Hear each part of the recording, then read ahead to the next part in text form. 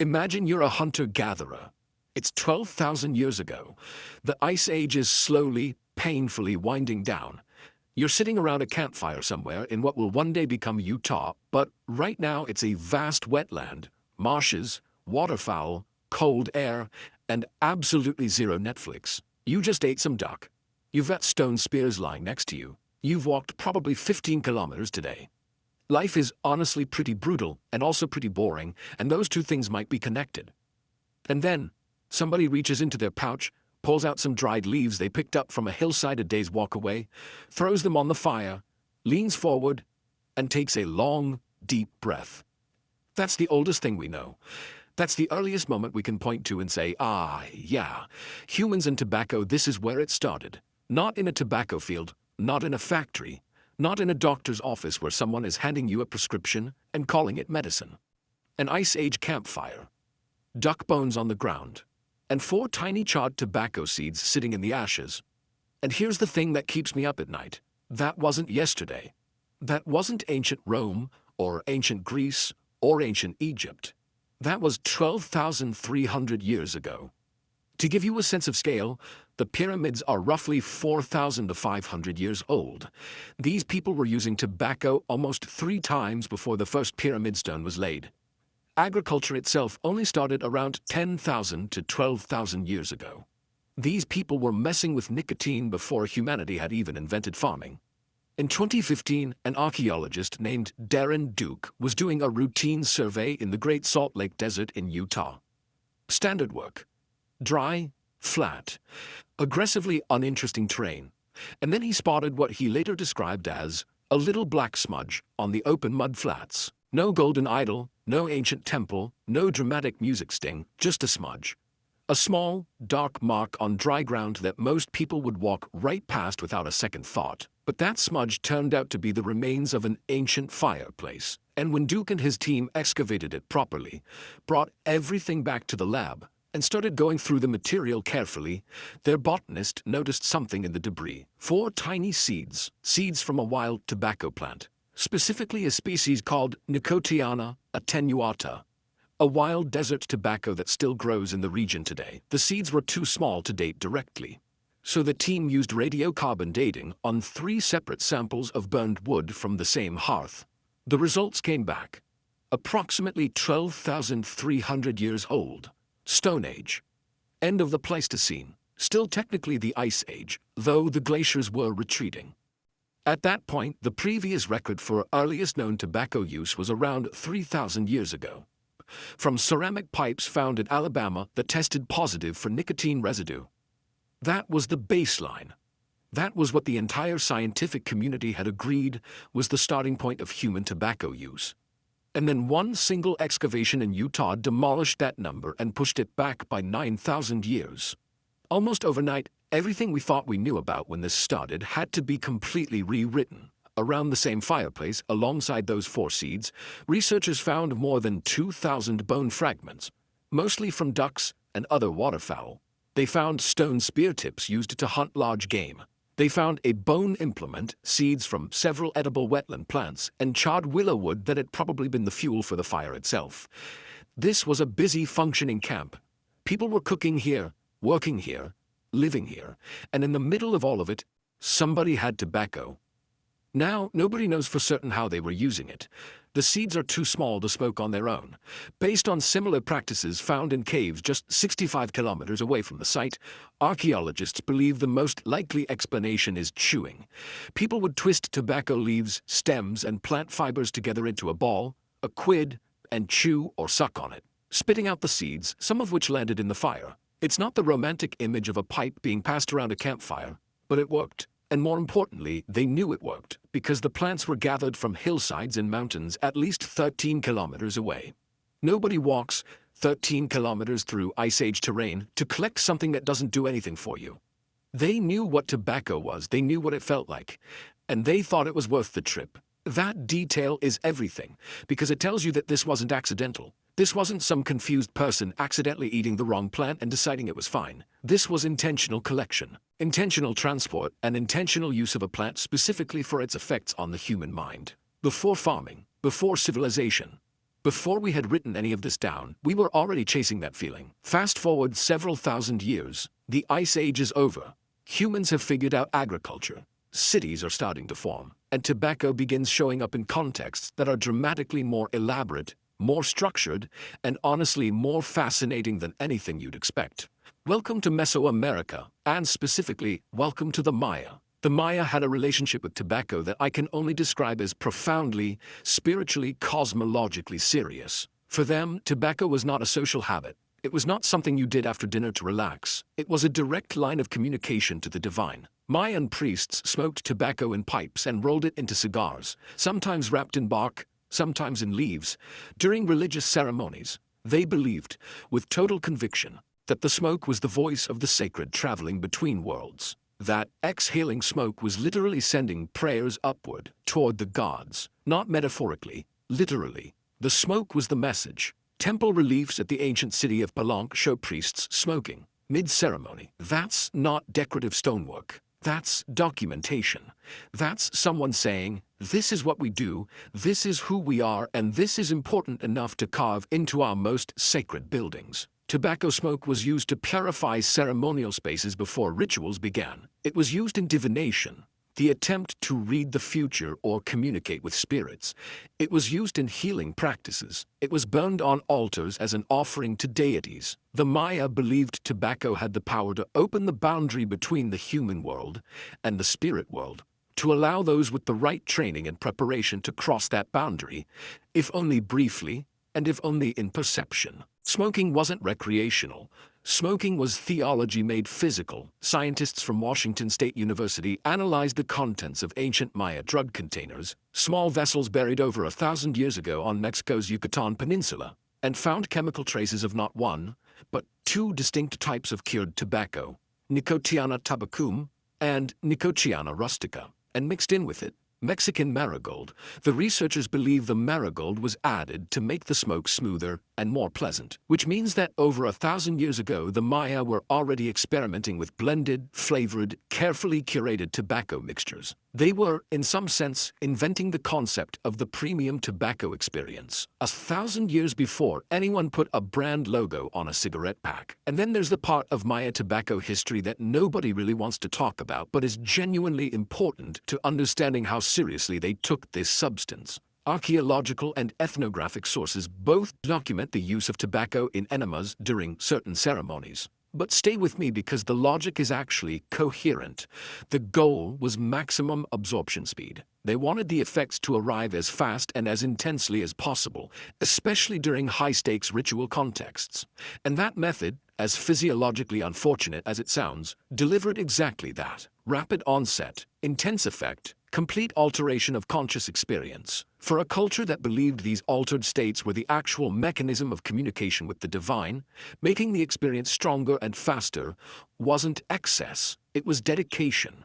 These were not casual users. These were people who had built an entire cosmological framework around what tobacco could do to the human mind, and who were willing to explore every possible method of achieving those effects in service of that framework. Across the rest of the Americas, in culture after culture, tobacco was everywhere, and treated with consistent reverence. In North American Plains cultures, tobacco was smoked in sacred pipes, and the act of sharing a pipe was a binding ritual that accompanied treaties, ceremonies, and solemn agreements. The smoke rising from those pipes wasn't atmosphere, it was a witness. It meant the agreement was being witnessed by forces beyond the human participants. The Huichol people of present-day Mexico used tobacco smoke as an offering to nature spirits and goddesses. In the Pacific Northwest, nicotine and cotinine residues have been extracted directly from stone smoking pipes at archaeological sites, showing tobacco use was firmly established there among hunter-gatherer communities. In what is now Arizona, ancestral Puebloans were chewing wild tobacco between 1,000 and 2,000 years ago.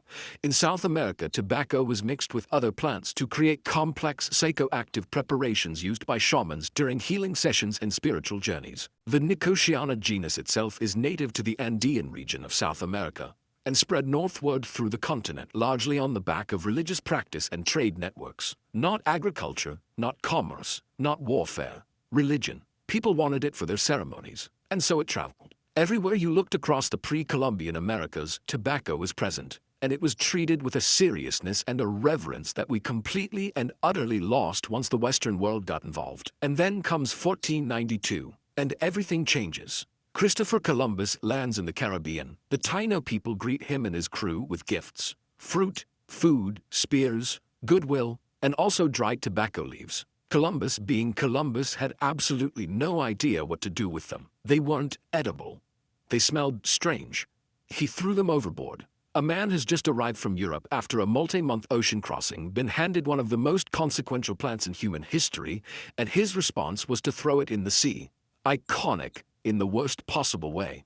A month later on Cuba, two of his crew members, Rodrigo de Jerez and Luis de Torres, watched local people doing something they had genuinely never seen before.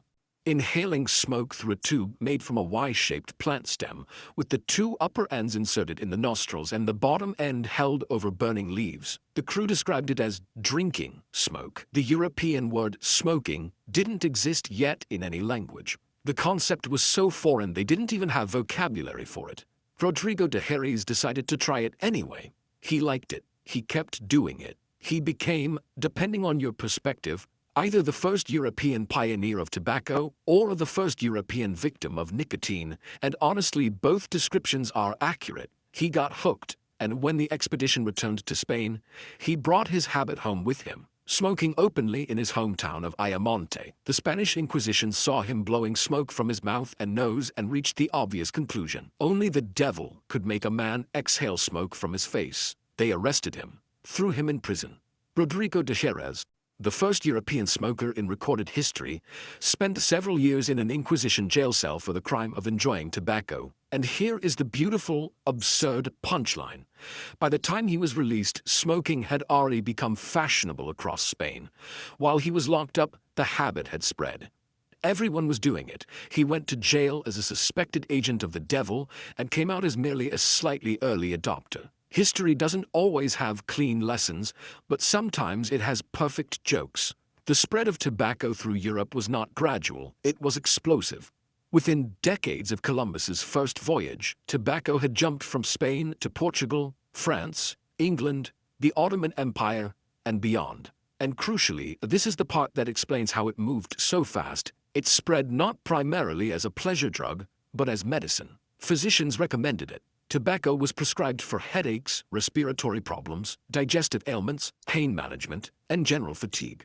The logic, such as it was, amounted to, it clearly does something to the human body, therefore it must be medicinal, which is not sound reasoning, but which was also basically how European medicine operated for centuries, so no individual should feel too superior about it. The plant's most powerful European champion in the 16th century was Catherine de' Medici, the French queen who suffered from severe chronic migraines. Her physician, a YCC's diplomat named Jean Nicot, prescribed tobacco as a treatment, specifically in the form of snuff, finely powdered tobacco inhaled through the nostrils. Catherine became such a devoted advocate for the plant, promoting it throughout the French court and beyond, that when scientists centuries later finally isolated the primary active compound in tobacco, they named it after him. Nicotine, named after Jean Nicot, named after the doctor who gave it to the queen with the headaches. The same word that now appears on warning labels, cessation products, addiction research papers, and public health campaigns worldwide was originally a tribute to a 16th century royal migraine remedy. That's not irony. That's history being completely unhinged.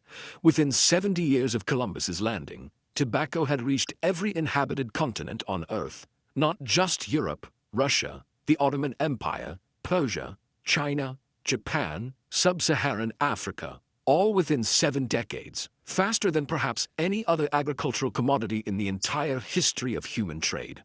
And that speed wasn't just because people found it enjoyable, it's because once people started, stopping was extraordinarily difficult.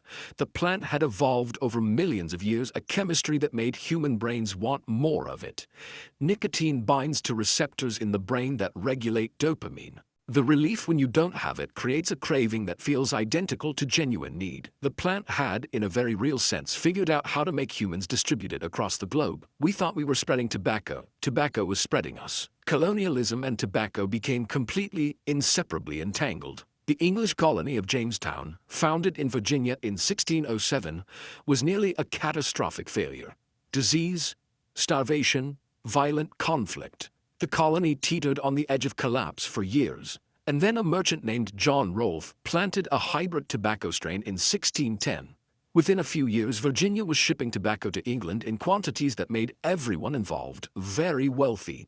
Tobacco didn't just save Jamestown. Tobacco essentially funded the British colonial experiment in North America. The entire economic foundation of early American settlement ran on that plant, and that success came at a human cost so severe it's almost impossible to fully absorb. Tobacco cultivation required vast amounts of grueling, back-breaking labor.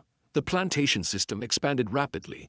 Demand for labor that couldn't be met by European settlers led directly to the expansion of the transatlantic slave trade. The tobacco economy became one of the primary economic drivers of one of the greatest atrocities in human history. The sacred ceremonial plant of the Maya, the huichol, the Puebloans, the plant that hunter-gatherers had walked 13 kilometers across Ice Age marshland to collect for their rituals, became the economic engine of enslavement. Same plant.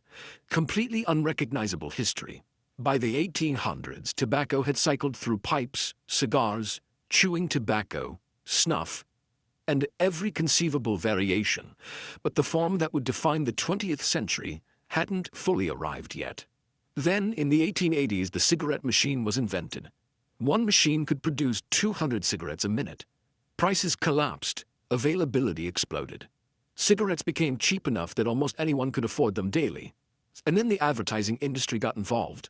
And things got genuinely dark in ways that would take decades to fully understand. Tobacco companies discovered that war was, from a business perspective, a spectacular marketing opportunity. During World War I and World War II, cigarettes were shipped to frontline soldiers by the millions. For free. They were included in military rations alongside food, ammunition, and medical supplies. The rationale offered was that cigarettes helped soldiers manage stress, maintain alertness, stay calm under fire. Companies framed it as support for the troops. The reality was that they were creating hundreds of thousands of addicted consumers who would still be buying their product when they came home from war, if they came home from war. Cigarettes were prescribed to recovering soldiers in hospitals. Smoke rings were blown in the direction of enemy lines. It was simultaneously a public health catastrophe and one of the most effective marketing campaigns in corporate history. By the 1920s, tobacco companies were marketing aggressively to women, creating campaigns specifically designed to associate smoking with independence, femininity, and modernity. The number of female smokers in the United States tripled within 15 years. Doctors appeared in cigarette advertisements endorsing specific brands for throat health. People smoked in hospitals, on airplanes, in restaurants, in schools. At the peak, somewhere around half of all American adults smoked regularly. And then the science arrived.